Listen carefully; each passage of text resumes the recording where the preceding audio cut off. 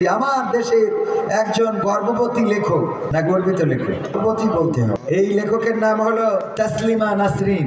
কি লিখেছে বাঙালি মুসলমান জাতটা নষ্ট হয়ে গেছে, একে নিয়ে আর আশা নেই। মিজানুর রহমান আজহারি নামের এক লোক গাঁজাখুরি সব ইসলামের গল্প বলেন, সঙ্গে সুরেলা গলায় গেয়ে দেন কোরআনের আয়াত, যে আয়াতের মাথা মুন্ডু কিছুই বুঝে আসে না। বলেন নাউজুবিল্লাহ। নষ্ট জাত, নাউজুবিল্লাহ। কক্সবাজারে হেলিকপ্টার থেকে নেমে আজহারি মুঘল সম্রাটের মতো সিংহাসনে বসে 2 ঘন্টা নষ্ট জাতের নষ্ট মগজ আরো নষ্ট করে সম্ভবত কোটি টাকা পকেটে নিয়ে বাই বাই বলেন। আজহারির ঠিক কিনা প্রশ্নের উত্তরে ঠিক বলার জন্য জড়ো হয়েছিল 15 লাখ লোক। এই নষ্ট জাত আজহারির ভক্ত হবে, পাকিস্তানপন্থী হবে, ইসলামান্ধ হবে, জিহাদে ঝাঁপ দেবে, জঙ্গি সমর্থক হবে। এতে অবাক হওয়ার কিছু নেই। মাঝে মাঝে কেন যে তারপর অবাক হই, আশায় বুক বাঁধি বুঝি না।